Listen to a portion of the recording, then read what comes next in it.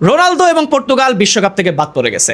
Yes, গতকালকে স্পেনের এগেনস্টে 1-0 গোলে হারার পর রোনালদো এবং পর্তুগাল তাদের এই বিশ্বকাপের জার্নি শেষ, তারা out of the world cup.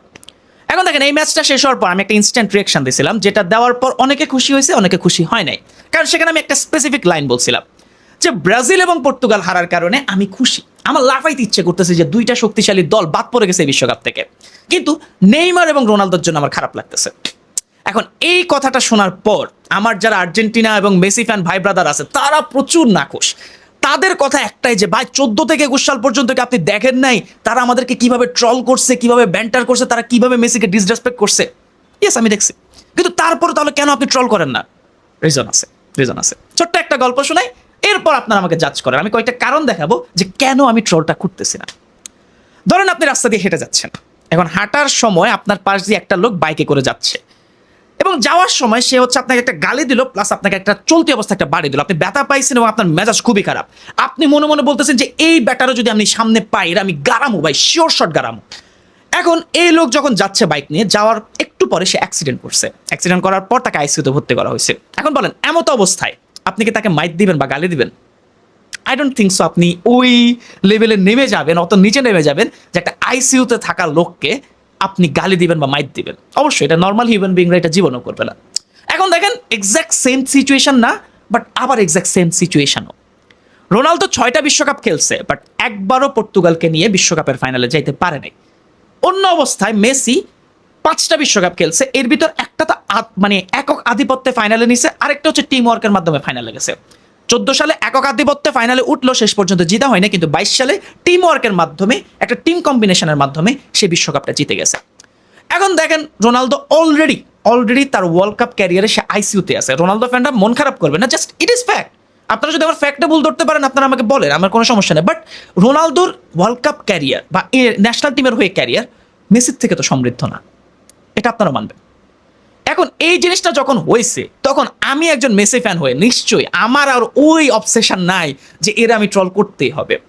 এখন দেখেন, এরপর আরেকটা রিজন বলতেছি। একটা মানুষকে হেট করে বা ট্রল করে কখন? আমার কাছে মনে হয় যে দুইটা রিজনে। এক, যাকে আমি ট্রল করবো সে এত খারাপ হইতে হবে, এত নিচ হইতে হবে এবং তার কাজকামগুলো এত ক্রিঞ্জ হইতে হবে যে তাকে আমি হেট বা তাকে আমি লেম হিসাবে, তাকে হচ্ছে আমি ক্রিঞ্জ হিসাবে বলবো বা তাকে হচ্ছে আমি ট্রল করবো। আর আরেকটা হচ্ছে আমি তার প্রতি অবসেসড থাকবো। এখন দেখেন, মেসি রোনালদো এই যে দুইটা ক্যারেক্টার, এটা নিশ্চয় খারাপ মানুষ না। অবশ্যই আপনি on the pitch, off the pitch, আপনি টিভির সামনে তাকে দেখতে নাই পারেন, তার খেলা, তার অফ দ্য পিচ কর্মকাণ্ড এসবের জন্য আপনি দেখতে নাই পারেন, কিন্তু আপনি যখন তাদের সাথে দেখা করতে যাবেন, আপনি যখন বলবেন যে আমি একটা ছবি চাই, নিশ্চয়ই তারা মানা করবেন। এবং এই দুইটা প্লেয়ারকে আমি দেখছি, এটা আমি সবসময় বলি যে মেসি রোনালদো এমন দুইটা প্লেয়ার যারা ফ্যানদের কখনো নিরাশ করতে চায় না। এখন দেখবেন যে এখন প্রেজেন্ট ওয়ার্ল্ডে মডার্ন ফুটবল অনেক ফুটবলার আছে যারা একটু হাইপ পাইলে তাদের ভাবসাব বেড়ে যায়, তারা ফ্যানদের সাথে বাজে বিহেভ করে, কিন্তু এই দুইটা লোক কখনো বাজে বিহেভ করতে আমার খুব একটা চোখে পড়ে নাই। এটা ঠিক আছে, তাহলে নিশ্চয় তারা খারাপ মানুষ না। তাহলে কেন আমি কি রোনালদোর প্রতি obsessed? I don't think so. আমি অবসেসড না। আমি যেহেতু অবসেসড না, তাহলে কেন আমি তারপর তাকে ট্রল করব? এবং এই অবসেশন না থাকার পিছনে কারণই হচ্ছে লিওনেল মেসির অ্যাচিভমেন্ট।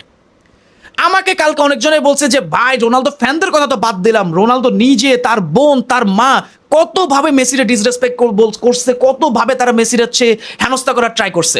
ইয়েস, আমিও আপনাদের মতো 22 সালের আগ পর্যন্ত প্রচুর খেপতাম। রোনালদো যখন ইন্টারভিউতে এসে একটু আউল ফাউল কথাবার্তা বলতো, যখন মানে ফ্যাক্টলেস কথাবার্তা বলতো, আমি প্রচুর মাথা গরম হইতো এবং আমি স্ট্যাট নিয়ে কমেন্ট বক্সে যাইতাম, বিভিন্ন গ্রুপগুলোতে যাইতাম, যাই বলতাম যে এটা সেটা ওইটা।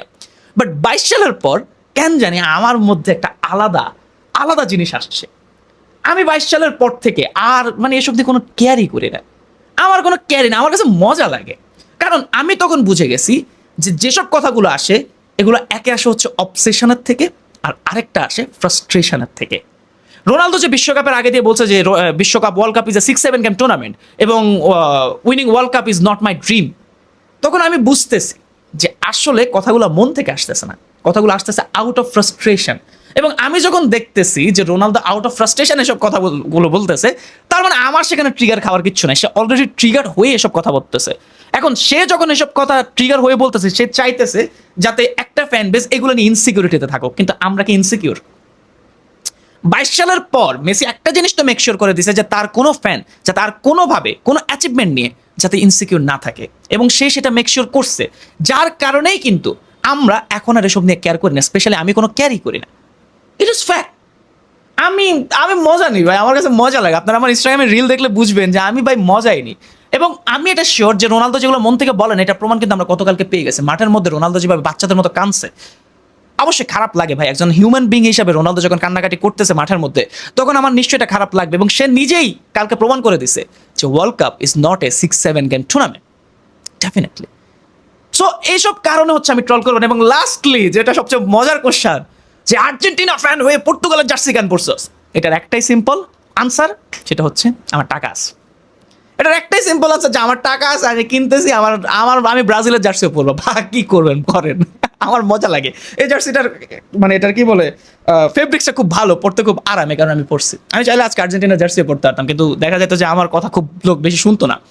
আরে যাই হোক, এটা হচ্ছে কেন আমি ট্রল করবো না। বাপরে 6 মিনিট কথা বলতে ফেলছি এটার জন্য। এটা জাস্ট ক্ল্যারিফিকেশনের দরকার ছিল, কারণ 3 মিনিটের ভিডিওতে আমি সবকিছু আপনাকে ক্ল্যারিফাই করতে পারবো না। এবং ক্যামেরা যতক্ষণ না সামনে আসে আমি যেন কথাও বলতে পারি। আমার কাছে মনে হচ্ছে ক্যামেরার সামনে যখন কথা বলতেছি তখন আপনাদের সাথে কথা বলতেছি। এবার আসি ম্যাচ দিয়ে। ম্যাচটা আমি এরকমই এক্সপেক্ট করতেছিলাম।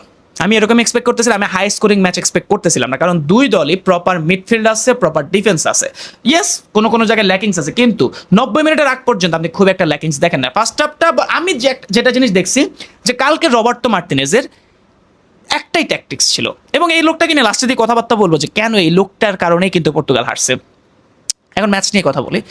প্রথম থেকে রবার্টো মার্টিনেজের একটাই ট্যাকটিক্স ছিল যে অন দ্য বল স্পেনকে বেশি তারা হচ্ছে প্রায়োরিটি দিবে, তাদেরকে বেশি বল দিবে, কিন্তু পর্তুগাল যখন অফ দ্য বল এবং কাউন্টার পাবে তখন হচ্ছে তারা কাউন্টার অ্যাটাকে যাবে এবং সেখান থেকে গোল করার ট্রাই করবে। এবং এক্স্যাক্টলি সেম জিনিসটা আমরা দেখতেছিলাম, যে প্রতিটা সময় ফার্স্ট হাফ বলেন সেকেন্ড হাফ বলেন, দুই হাফই স্পেনের কাছে কিন্তু বল পজিশন বেশি ছিল এবং তারাই বেশি অ্যাগ্রেসিভ হচ্ছিল। অন্যদিকে পর্তুগাল একটু ডিপ ডাউন খেলতেছিল, খেলার কারণে তারা হচ্ছে পরবর্তীতে কাউন্টার করার ট্রাই করতেছিল। এটা আমার অবজারভেশনে আসছে। কিন্তু সেকেন্ড হাফে কিছু জায়গায় লুইস দে লা ফুয়েন্তে একটু চেঞ্জ করে। আমার কাছে মনে হয়েছে যে ফার্স্ট হাফের খেলাটার পর লুইস দে লা ফুয়েন্তে বুঝে গেছে যে পর্তুগালের মিডফিল্ড বলেন, পর্তুগালের ডিফেন্স বলেন, দুই জায়গাতেই তারা সলিড আছে, কিন্তু অ্যাটাকিং পজিশনে তারা খুব একটা কাজ করতে পারতেছে না, যার কারণে অনেক সময় দেখতেছিলাম যে অ্যাটাকাররা খুব নিচে আসতেছিল। এবং ওই জায়গাটাকে কাজে লাগানোর জন্য তিনি পরবর্তীতে কিছু সাবস্টিটিউট করেন। তার মধ্যে একজন হচ্ছে ফেরান তোরেস, আরেকজন হচ্ছে মিকেল মেরিনো। এবং এই দুইজন লাস্টের দিকে এসে, ভাই ফেরান তোরেস কিভাবে টাইম চেঞ্জ হয়, একটা এই লোকটাকে স্পেন বার্সেলোনার ফ্যানরা প্রচুর গালিগালাজ করছে, কিন্তু কালকে একদম ডিসাইসিভ একটা পাস সে দিল ভাই। সো আমি যেটা বলতেছিলাম, যে মোটামুটি আমি দেখলাম না যে খুব একটা পারফরমেন্স কেউ করতেছিল। রোনালদো খুব একটা চান্স পায় না, 36 মিনিট বা 37 মিনিটের সময় একটা শট মারছে, যেটা উনাই সিমন বাঁচাই ফেলছে। বাট পর্তুগালের যদি কালকে বেটার খেলে থাকে, আমি দুইটা প্লেয়ারের কথা বলতেই হবে ভাই। এক, দিয়াগো কস্তা, দুই, ক্যান্সেলো। ভাই দিয়াগো কস্তা কালকে অ্যানাদার লেভেলে ছিল। কালকে যদি দিয়াগো কস্তার এরকম সেভ না আসতো, বা সে যদি দুই একটা ভুল করতো, তাহলে দেখতেন যে পর্তুগাল আরও গোল খাইতো, এতটুকু পর্যন্ত যাইতোই না। কিন্তু ক্যান্সেলও ভালো পারফর্ম করতেছিল, সে যেভাবে ওভারল্যাপ রানগুলো নিচ্ছিল, যেভাবে সে ক্রসগুলো করতেছিল, আনবিলিভেবল। বাট যেটা ঝামেলা হয়েছে সেটা হচ্ছে নুনো মেন্দিস ইনজুর্ড হয়ে গেছিল, এবং লামিন ইয়ামালকে সে ভালোই আটকাইছে। এবং আমার মনে হচ্ছে লামিন ইয়ামাল নিজেও চাইতেছিল এটা, যার কারণে সে খুব একটা শট নিচ্ছিল না, সে বারবার পাসগুলো দিচ্ছিল। কিন্তু ওয়েরজাবাল ভাই, ওয়েরজাবাল কেমনে এই মিসগুলো করছে ভাই, একদম 7 মিনিটের মাথায় কিন্তু সে চান্সটা পাইছিল, কিন্তু সে মিস করছে কেন, আই হ্যাভ জিরো আইডিয়া ভাই, কেন সে এই কাজটা করছে আমার এটাও কেন মাথায় ধরতেছে না। বাট আলটিমেটলি ওই সময় গোলটা হইলে খেলার চিত্রটা ভিন্ন হতে পারতো, কিন্তু লাস্ট পর্যন্ত এসে সেই ফেরান তোরেসের বিধ্বংসী পাস, সেই পাসের পর মিকেল মেরিনো খুব ঠান্ডাভাবে সেই শটটা নেওয়া এবং গোল। মিকেল মেরিনো পোলার লোকটার খুব প্রশংসা করা উচিত, কারণ এই লোকটা খুবই ভার্সেটাইল। আপনারা যারা ওর খেলা দেখছেন বা দেখেন নাই, দেখা উচিত। এই লোকটা খুবই ভার্সেটাইল। এই যখন ক্যারিয়ার শুরু করছিল, আমি একটু আগে একটা আর্টিকেল পড়তেছিলাম, সেখানে বলতেছিল যে সে ডিফেন্ডার হিসেবে কিন্তু শুরু করছিল, এরপর মিডফিল্ড এবং আর্সেনালে গিয়ে তাকে হচ্ছে স্ট্রাইকার রোল বা ফরওয়ার্ড রোলে খেলানো হয়েছে। সো একটা ভার্সেটাইল প্লেয়ার হিসেবে মিকেল মেরিনো কিন্তু অতটা হাইলাইটেড হয় না, কিন্তু হাইলাইট হওয়া উচিত। বাট ওভারঅল আমি খেলাটা দেখে খুব একটা সন্তুষ্ট না, কিন্তু জয়ের কারণে আমি সন্তুষ্ট, কারণ আমি একজন মেসি এবং আর্জেন্টিনা ফ্যান। এখন আসি Luis de la Fuente, Roberto মার্টিনেজকে নিয়ে কথা বলছিলাম। এই লোকটার কারণে কিন্তু পর্তুগাল এই বিশ্বকাপ থেকে বাদ পড়ছে, পর্তুগাল এবং রোনালদো। কেন? কারণ এই লোকের কোনো গার্ডস নেই। আপনারা জাস্ট সিম্পল আমার একটা কথা বলেন, আনচেলত্তি নেইমারকে নিজের টিমে নাই দিছে। মিডিয়া প্রেশার বলেন, ফ্যান প্রেশার বলেন, অনেক কিছুই বলেন, আমি বলি ট্যাকটিক্যাল রিজনও আছে, কিন্তু অ্যানচেলোত্তি একটা জিনিস মেক শিওর করছে যে আমি তাকে তখনই নামাবো যখন আমার তাকে দরকার পড়বে। কিন্তু রবার্তো মার্টিনেজ কি সেম জিনিসটা করতে পারছে? সে কি একবারও গার্ডস দেখাইছে যে আচ্ছা ঠিক আছে গনজালো রামোস যেহেতু এসে গোল করে ফেলছে তাহলে আমি তাকে আজকের ম্যাচে স্টার্ট করাবো, এরকম কি সে করতে পারছে? গনজালো রামোস তো ইনএক্সপিরিয়েন্স না ভাই, ও ইউসিএল উইনার। তাহলে কেন তাকে নামানো হয় নাই? কারণ রবার্তো মার্টিনেজের কোনো প্রকার গার্ডস নাই। অ্যাজ সিম্পল অ্যাজ দ্যাট, যে রবার্তো মার্টিনেজের কোনো প্রকার গার্ডস নাই। এবং এই জন্যই কিন্তু মেইনলি এই জন্যই কিন্তু পর্তুগাল এবং রোনালদো কিছু করতে পারে না। কারণ সে যদি ইয়াকে উঠাই দিত, এটাকে কি বলো, রোনালদোকে উঠাই দিত, আমার মনে হয় যে টিমটা আরো বেশি অর্গানাইজড হইতে খেলতো। আমি বলতেছি না যে রোনালদোর কারণে সবকিছু হয়ে গেছে, বাট টিম কম্বিনেশনটা সে আনতে পারেনি। টিমের মধ্যে যে কেমিস্ট্রি এটা কিন্তু আনতে পারেনি। আমরা দেখছি যে অল্প সময়ের মধ্যে কার্লো আনচেলোত্তি কিন্তু ব্রাজিল টিম একটা টিম কম্বিনেশন নিয়ে আসছে, কিন্তু এরকম একটা সুপার টিম থাকার পরও কিভাবে রবার্তো মার্টিনেজ ওই জিনিসটা করতে পারে না, I have zero fucking idea. এবং এক্স্যাক্টলি এই জিনিসটার জন্য আসছে। এখন দেখেন, আমি আবারও বলতেছি যে পর্তুগাল ব্রাজিল হারার কারণে আমি খুশি একজন আর্জেন্টিনা ফ্যান হয়ে, কিন্তু রোনালদো এবং নেইমারের জন্য আমার খারাপ লাগতেছে যে তারা তাদের শেষ বিশ্বকাপ খেলে ফেলছে। কিন্তু আবার শুনতেছি যে রোনালদো নাকি এখনো বিশ্বকাপ থেকে সে অবসর নেয় নাই, এবং সেই বিশ্বকাপ থেকে বের হওয়ার পরও কিছু কিছু কথাবার্তা বলতেছিল, এবং এগুলো ফ্রাস্ট্রেশন থেকে, এটা আপনি বুঝতেছেন। সে যে ফ্রাস্ট্রেটেড সেটা বোঝাই যাচ্ছে, যে সে বলতেছে যে আমি আসার আগে পর্তুগাল কিছুই ছিল না। এগুলো আসলে বেসলেস কথাবার্তা। আই ডোন্ট থিঙ্ক সো এগুলা খুব একটা জিনিস ম্যাটার করে। সো ওভারঅল যাই হোক, গতকালকে আপনার কার খেলা সবচেয়ে বেশি ভালো লাগছে সেটা কমেন্ট করে জানান। আজকে আমাদের খেলা ডাবি মহসিন হলে কারা কারা খেলা দেখবেন আমাকে বলেন, কারণ আমি আজকে ইনশাল্লাহ থাকবো ডাবির মহসিন হলে। সো দেখা হবে সেখানে, এবং পরবর্তী ভিডিও পর্যন্ত সবাই ভালো থাকবেন, সুস্থ থাকবেন। সবাইকে আসসালামু আলাইকুম।